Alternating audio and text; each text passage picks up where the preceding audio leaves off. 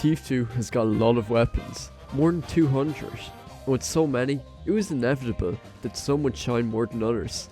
Some weapons are doomed to never be used just because Moonlight the competitive spy main doesn't like them. There is an entire treasure trove of unused weapons that never see the light of day, and I think it's time to show them some love. So I'm going to rank them from underrated to unusable, starting with... This has to be one of the most slept on weapons in TF2. It gives you silent backstabs and instant disguise after kill, making it perfect for chain stabs. I hated most of my time using this one, but the few times I got a big chain stab, it kept me coming back. I was like an addict looking for my next hit of 5k chain stabs. It's only got one downside, but that's what turns most people away from it. Disguising with this melee equipped drains your whole cloak bar, and that gets really annoying really fast. Using this knife, you gotta be quick, you gotta be smart, but most importantly, you gotta be ready to sit in the corner for like 10 seconds fearing for your life. Help! B tier. I am not by any means a good sniper. I always choke under pressure, and I can't even hit players standing still. So you might think I like the Sydney Sleeper. Well no, I fucking hate it. It removes one of Sniper's key abilities, and the main thing that makes him fun to play. Just to replace it with piss. Getting headshots with this weapon just doesn't feel rewarding, and I can't help but feel a little cheap getting fully charged body shot kills. I know the main point of this video is to show people upsides, but I really can't find anything good about this one. I know it's meant to be used as a support role, but it's not even efficient at that. I can't help but feel the only reason this weapon exists is to make bad snipers feel like they're good at the game. Along with it, it forces you to play much slower, waiting for a full charge to even think about shooting someone. This weapon feels like a complete downgrade from stock, even for the worst snipers. F tier.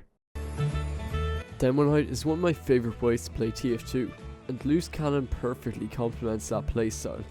The extra mobility is always a help, and the weapon's pure unpredictability makes it so fun to play with. Half the time I don't even know what I'm doing, so how are you meant to? I've had so many situations where an overconfident scout rushes me down, reasonably thinking I'm an easy kill, only for me to get the luckiest double dunk you could ever think of. And for this reason, people seem to dislike the loose cannon. It's unreliable, but personally, I think that's what gives this weapon its charm. If you're going to use this gun with stickies, you're doing it wrong. The only correct way to use the cannon is with the tide turner going full pyro mode, every A tier. One of the most underrated weapons on this list, the Airstrike is really fun to play with.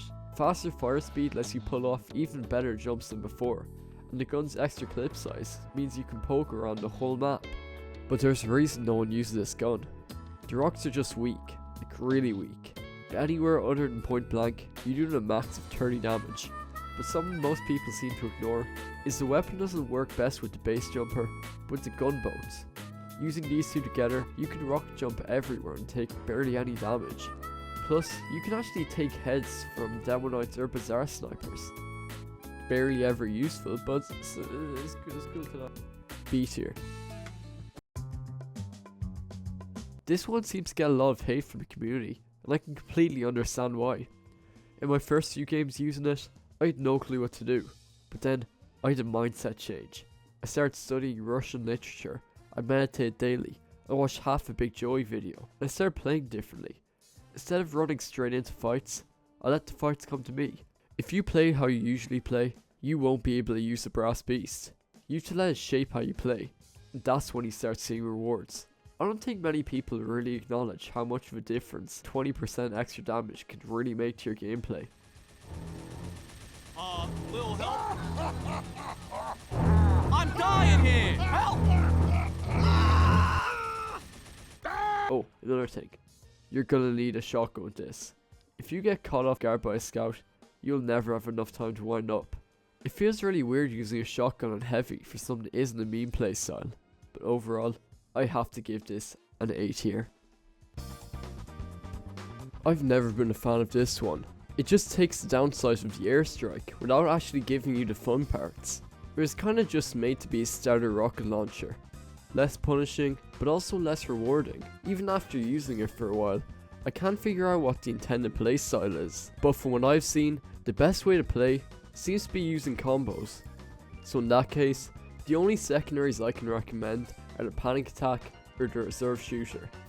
Both guns actually pose a lot of upsides in potentially making the Liberty launcher usable. The reserve shooter switches fast, lets you get mini crits and airborne targets, then you hit a nice 1-2 combo with the launcher, and matches with your primary, which gets you style points.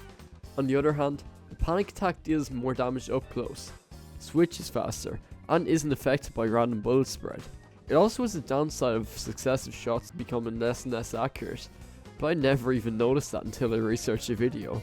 So overall, this choice comes up to your preference and playstyle. Using this launcher as a combo really bumps it up, so I'm gonna have to give it an 8 here. I genuinely have no clue why no one uses this flamethrower. On paper, it's way better. Higher damage potential, whole new playstyle, way more satisfying to use. It seems so much better, but there's one thing I forgot, and it's that most players only play pyro to hit those sick montage reflex and get those cool clips. And you can't really do that with this gun, but seriously, you gotta try this out sometime. It's a perfect gun for any pyro who just wants to play more offensive. And oh my god, chaining hits together is just a dopamine mine for your brain. Easy S tier. Last but not least, the Cleaner's Carbine. This SMG was originally made to be used with the Hitman's Heatmaker, but no one really used that either, so it's just left alone with some hipster set. But there is one way you can use this, the sacred playstyle, the combo sniper. Yeah, sorry, this last one's a bit anticlimactic, but this combo can actually be really fun. Okay, here's how it goes. First up, you charge your meter from distance by sniping people, but not your actual sniper rifle, with your shitty suppressed SMG. Then, when the game's nearly over, you run in with a full charge, activate the Cleaner's Combine, and instantly die. S tier. So that's it. All these are my own opinion, but my opinion's always right, so don't even bother arguing with me. It's still pretty fun to see people fight in the comments, so go ahead anyway. Do not listen to what this man is trying to show you. Good luck.